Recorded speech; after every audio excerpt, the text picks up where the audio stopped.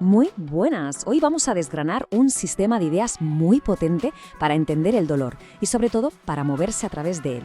Está basado en la fuente El Movimiento, parte 2, que lo plantea todo, y esto es lo interesante, como un juego con unas reglas muy específicas. Venga, vamos a meternos en faena.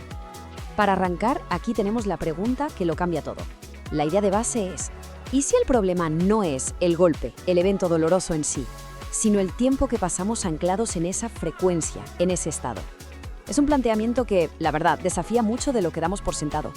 Y de esa pregunta nace la tesis principal. En este juego de la vida del que hablamos, la métrica que de verdad indica el avance de alguien es su velocidad de recuperación. O sea, la rapidez con la que se consigue reinterpretar un evento doloroso para poder salir de él. Quien se recupera lento se estanca, quien lo hace rápido avanza. Así de claro. Entramos en la primera sección, salir del dolor frente a evadirlo. Ojo, porque esta es la distinción más importante de todo el juego. Pueden parecer lo mismo, pero en la práctica son polos opuestos. A ver, fijaos bien en la diferencia de los efectos. Evadir el dolor, que es lo que hacemos cuando negamos, nos distraemos o lo reprimimos, al final solo crea estancamiento. El dolor sigue ahí, operando en la sombra. En cambio, para salir del dolor, hay que pasar por él, sentirlo, intentar entenderlo y, lo más importante, reinterpretarlo.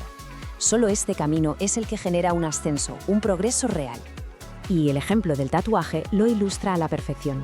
Pensemos en ello. ¿El dolor físico existe? Claro que sí, pero se acepta de forma voluntaria. ¿Por qué? Porque se espera un resultado que se desea, y eso elimina por completo la resistencia. La lección es brutal. El impacto emocional del dolor no viene del hecho en sí, sino de la interpretación que se le da. Pasamos a la sección 2, la trampa del sufrimiento social. Vale, si la clave es reinterpretar rápido, ¿por qué es tan difícil hacerlo?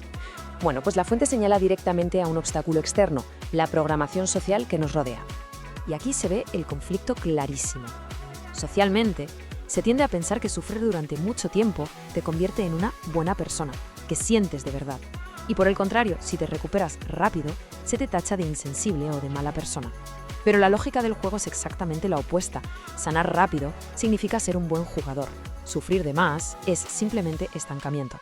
Y no es algo abstracto, hay ejemplos culturales por todas partes, desde lutos obligatorios de casi un año en algunas culturas, a la tradición de viudas vistiendo de negro de por vida, o incluso hoy en día, cuando se critica a alguien por rehacer su vida demasiado pronto.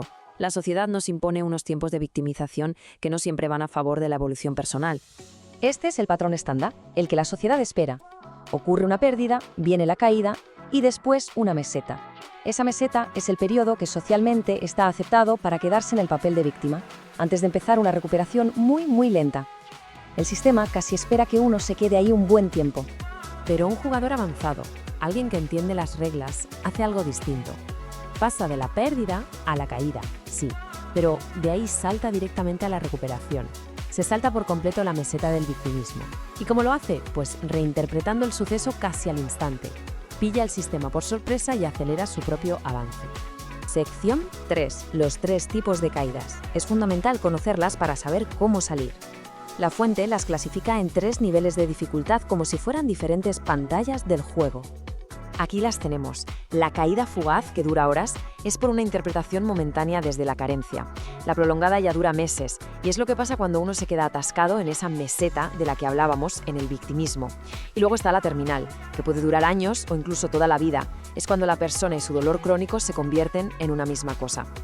¿Y cómo se sabe si se está en una caída? Pues por estos indicadores internos. La oscuridad, o sea, la incapacidad de verle en propósito a lo que pasa.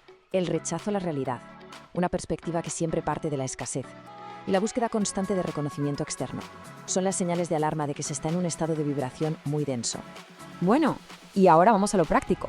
Sección 4. La estrategia de salida. Vamos a ver cómo se asciende de cada una de estas caídas. Porque claro, cada nivel requiere una herramienta diferente. La clave es esta. De una caída fugaz se sale con valentía, actuando diferente en ese mismo momento, sin esperar a sentirse mejor. De una prolongada se sale con humildad, reconociendo la propia responsabilidad, diciendo yo he permitido esto. Y de una caída terminal, de esas solo se puede salir con un sacrificio. Hay que soltar el personaje antiguo por completo, relaciones, identidad, hábitos, todo.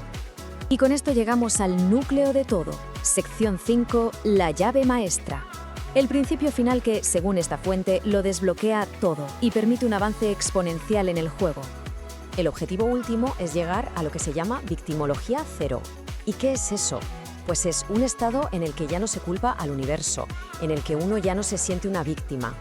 Es llegar a comprender de verdad que cada evento, sin excepción, es información útil para el propio crecimiento. Es la responsabilidad absoluta. Y la creencia que sostiene todo esto es la siguiente: todo lo que ocurre es en beneficio de lo creado. Cuando esta idea se interioriza de verdad, el dolor deja de ser un castigo para convertirse en una herramienta. Y claro, el victimismo simplemente se disuelve. Así que, para terminar, esta es la reflexión que nos queda. Si todo lo que nos pasa, lo bueno y lo que duele, es en realidad una herramienta para nuestro propio crecimiento, la pregunta importante deja de ser ¿por qué me pasa esto? Y se convierte en ¿qué voy a construir con esto?